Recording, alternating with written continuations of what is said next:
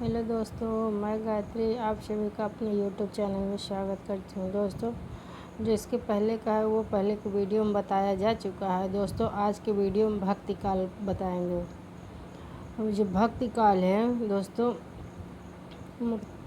ये मुख्य तथ्य सिद्धांत है, मत है, संप्रदाय आधुनिक भारतीय भाषाओं में प्रमुख राम ग्रंथ, संस्कृत में प्रमुख राम काव्य।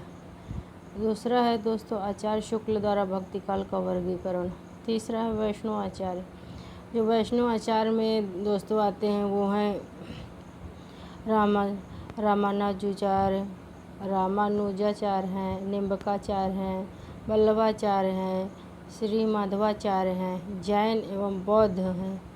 ये सब इसमें वैष्णव आचार्य में आते हैं। रामानुजाचार्य, निम्बकाचार्य, वल्लभाचार्य, श्री माधवाचार्य, जैन एवं बौद्ध आते हैं। ग्रंथों में श्री राम कथा। दोस्तों, ग्रंथों में राम कथा कृष्ण भक्ति है, ये है दोनों।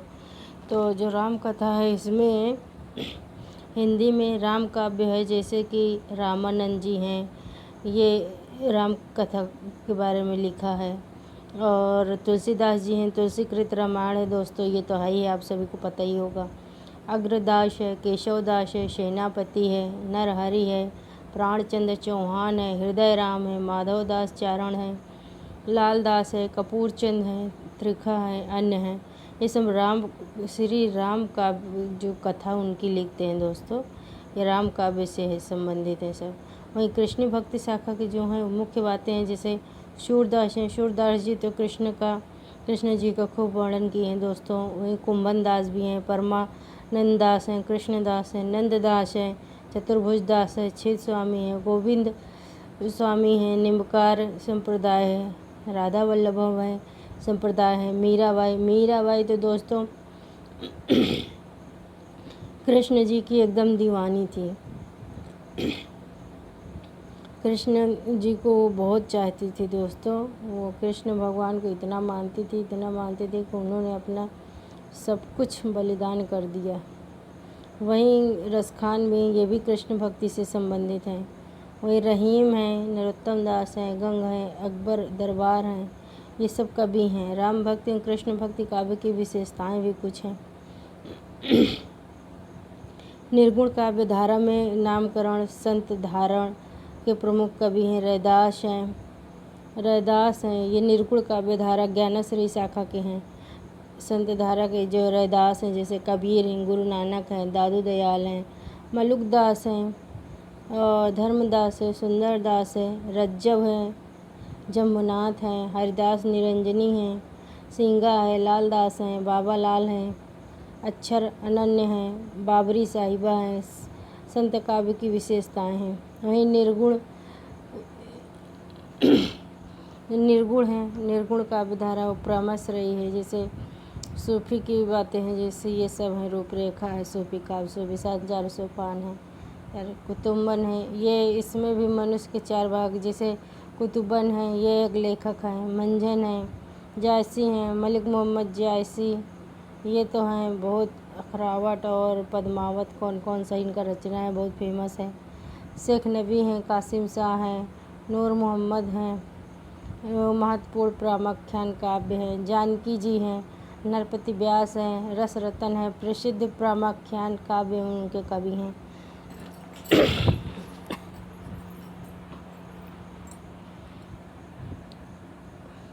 दोस्तों, ये जो भक्ति के प्रमुख तथ्य हैं वो 1375 ईस्वी से माना गया है 1700 ईस्वी तक।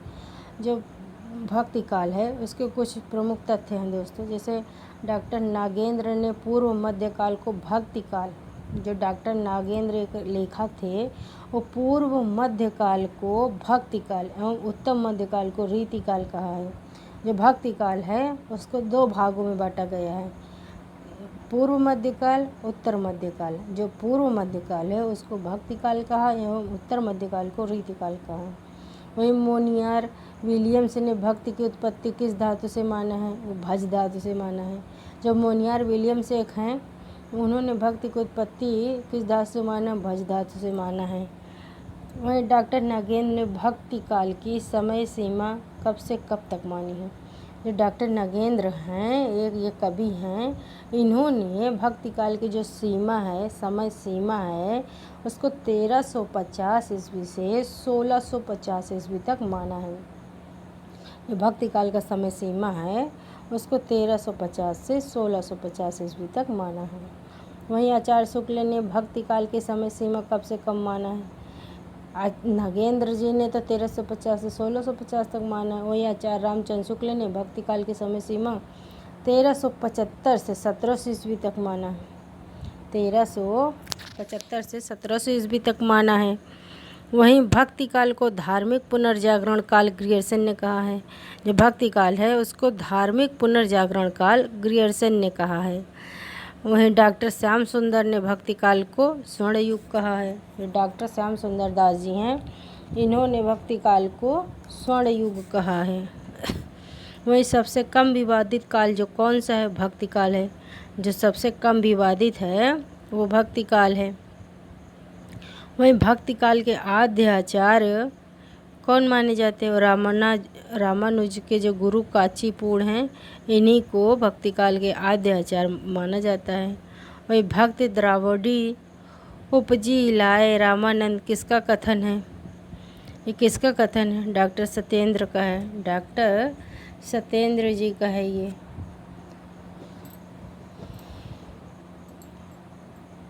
वहीं जो अलवर है, अलवार दक्षिण के वैष्णव भक्त थे।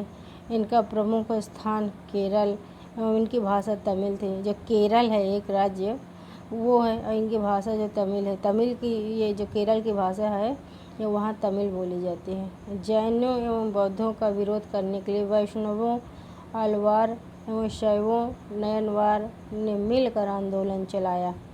इन्होंने पद्य शैली में भावात्मक गीत लिखे। इनकी जो संख्या है वो 12 मानी जाती है। पहला है जैसे कुलशेखर, फिर दूसरा है मुनिवाहन, फिर है विष्णुचित, फिर है भांतिसार, फिर है